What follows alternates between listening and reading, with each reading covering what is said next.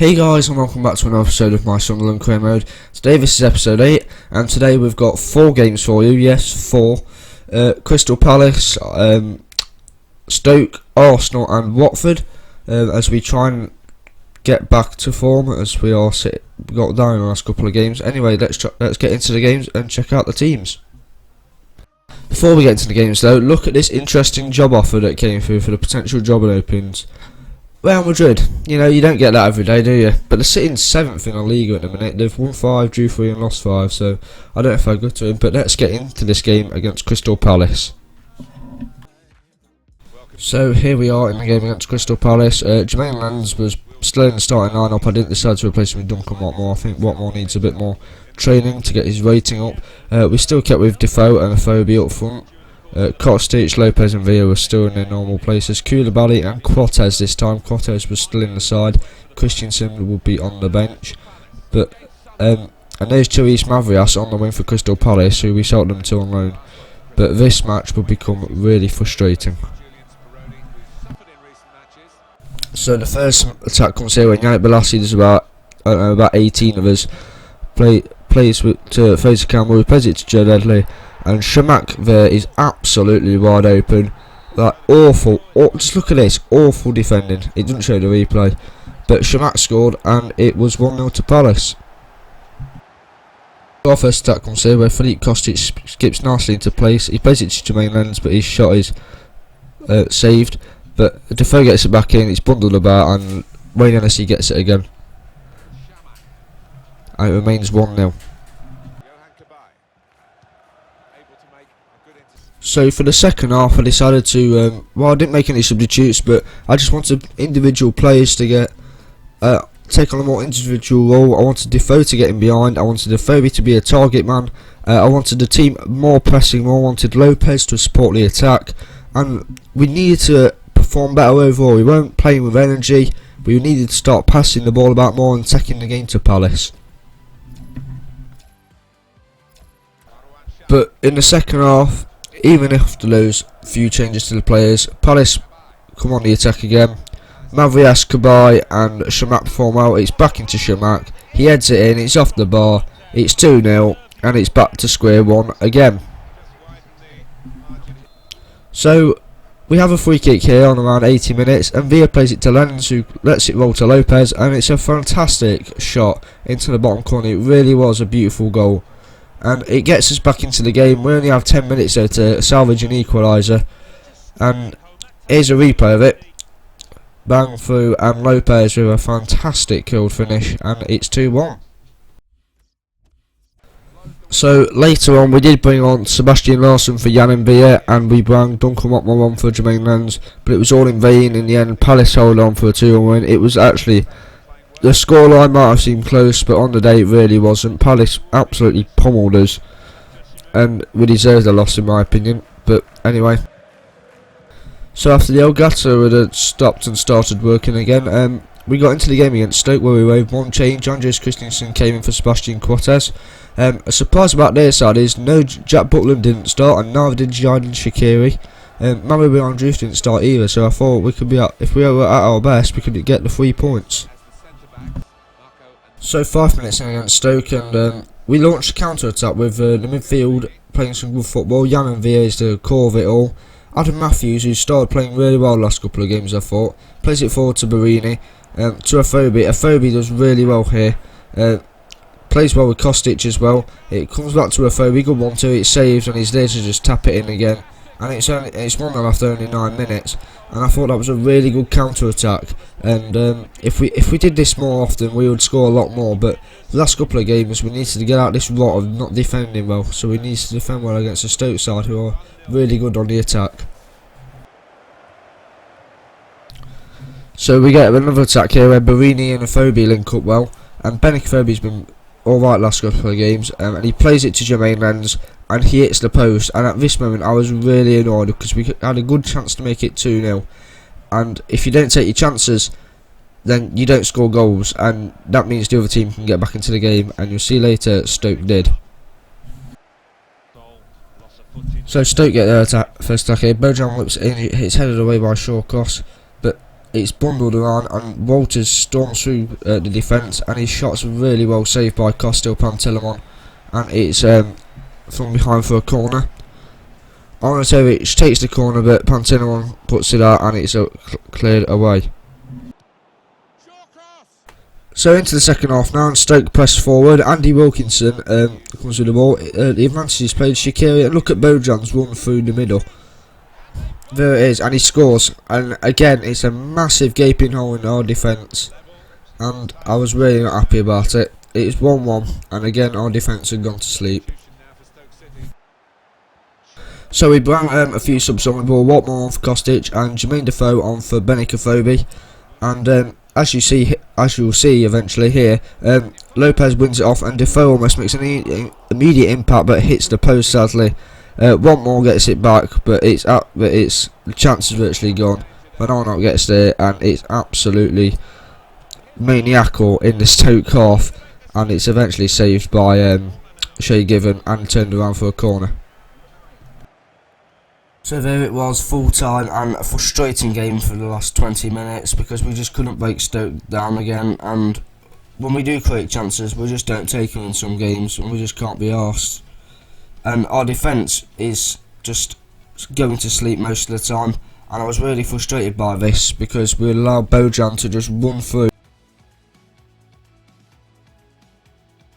It 1-1, that's where it finished, and Stoke stayed above us in the table. Going to the game against Arsenal, as you can see, they immediately come on the attack. Thomas Rosicki's allowed too much free space to take the shot. Welbeck headers it in, and at that point, it was the 36th minute. There had already been a few chances, but I think Arsenal deserved that lead. For the game, because of some shenanigans again with the Elgato, we had changed one thing, well, two things actually. Sebastian Nelson had came in for David Lopez. Jermaine Defoe had been restored up front, but again, calamitous defending had cost us dearly. Here we are with our first attack of the game. It's a good call by Janenveer. Kostic gets the ball and plays it to Sebastian Larsson outside of the box. His shot is well saved by Petr Cech. But it was a good idea, I thought, and again we went for the same idea. Janenveer played it to Jermaine Lens, and he tried a good run into the box, but again, as per usual, it was blocked. But this time, the ref gave a penalty, to my surprise. I wasn't expecting it, but it was handball. Jermaine Defoe would step up from the spot. Yeah, as I was saying, I was really surprised. Defoe scored the penalty, but I wasn't happy with him for in the game. I don't think he was putting in enough effort, but I wasn't complaining at that point because we had scored and we were level at Arsenal. So we get into the second half here. Jack Wilshere brings the ball forward with good work by Thomas Rosicki. And here Rosicki and Welbeck do a 1-2. Welbeck bypasses all the Sunderland defence and he scores. At this moment I was really annoyed because again we conceded, but not just that, we conceded early in the second half, and all that work trying to get back into the game at the end of the first half had just been put to sleep again. So after bringing Jermaine Defoe off because of his lack of it, we brought Fabio Borini on, but here's Defoe's last act, giving it to Benikofobi, and Benikofobi with a lovely curling shot past Petr Cech to make it 2-2, and I really wanted to get at least a point out of this because we played really well. We really had played well. They passed it around nicely, but it was just our defence that was troubling us, and as you'll see in about a minute, we F up once again. So the attack starts here with Arsenal playing the ball around nicely near the middle of the pitch. Koscielny breaks forward towards Ozil. Ozil plays it to Wilshere, and there's Welbeck once again, and he scores just almost immediately after he equalised. At this point I was so pissed off, it could not be true, because it's not necessarily our defence this time, but it was the thing about what happened. Like, I know a YouTuber who said about well, once you score, the computer just score afterwards, and this was in the late minutes, and I felt like it was happening to me, like EA programmed to do it or something. All this fake stuff about it. I don't always believe it's true, but at this point, at this point definitely, I felt it had happened to me. Welbeck made it 3-2, and it was back to square one once again. So after that frustration, we just try and go for it and try to get an equaliser. Larson burst into space, played the ball to an open Fabio Borini, but his shot went wide. At this moment I was really annoyed, because it was a chance he should have took. If he put it in the bottom corner, Czech wouldn't have been able to save it, I thought. And again, it's another chance gone missing, and that was probably our final chance to try and get something from the game. But it was full time in the end, and obviously, and Arsenal came out with a win by 3-2. We tried so hard and came up just short, but it was a really good performance. It was promising, which we could take into the next couple of games. But one thing I wouldn't take from the performance is Jermaine Defoe's effort. I really was not impressed with him, and I had a feeling he would be dropped for the next game. So after that loss and another non-win, because we were on a winless streak, and I really wanted to get out of it. So I just redid all the training, because as you can see, Koulibaly and Cortez would get new training schedules, because I wasn't impressed with their defending, and we got into the game against Watford. York City 1, Southend United 0. The Barclays Premier League. Arsenal 3, Sunderland 2. So what do those results mean to the...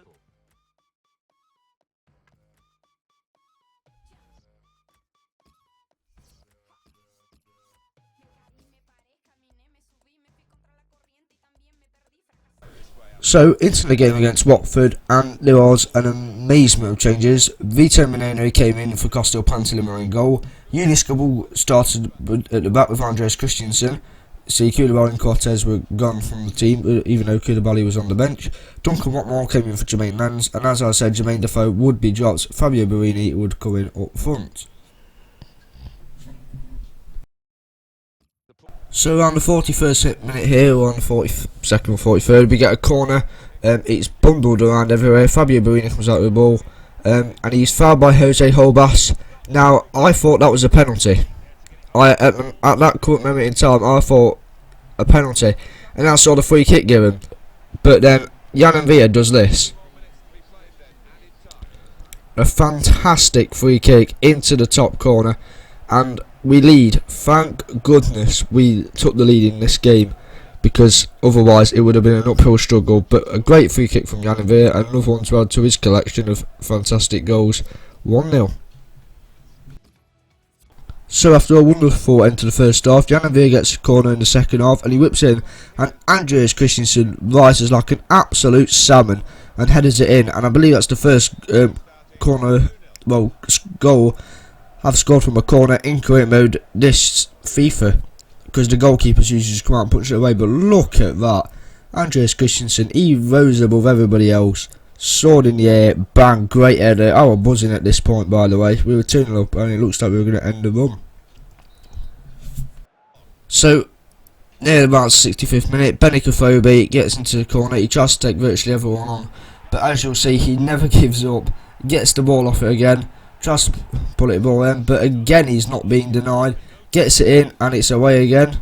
But no, he's back for more, and this time he plays out to Van Arnold, who charges into the box. Afobe retakes it off him, and it's a nice little finish into the corner. And now surely the points will be ours. Benicophobic, his involvement in that build up to the goal was big. If we're gonna kill off the game, and we did score that crucial third goal, and it was just at the right time as well, and he deserved it. 3-0. Right, so after that third goal, we go on another attack. Jan Villa tries to go on a mission. Kostic and Afobe are also involved. Here again, Afobe, absolutely fantastic, and he plays it back to Jan Villa, does his marker, but then again, it's a fantastic save by Orlowskis, the Watford goalkeeper, and it remains at 3-0.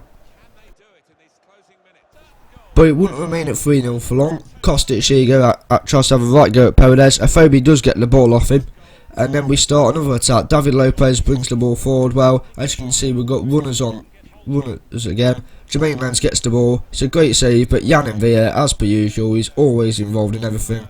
Headers it in, and it's 4-0, and this is how you put a winless streak to an end. Absolutely fantastic performance.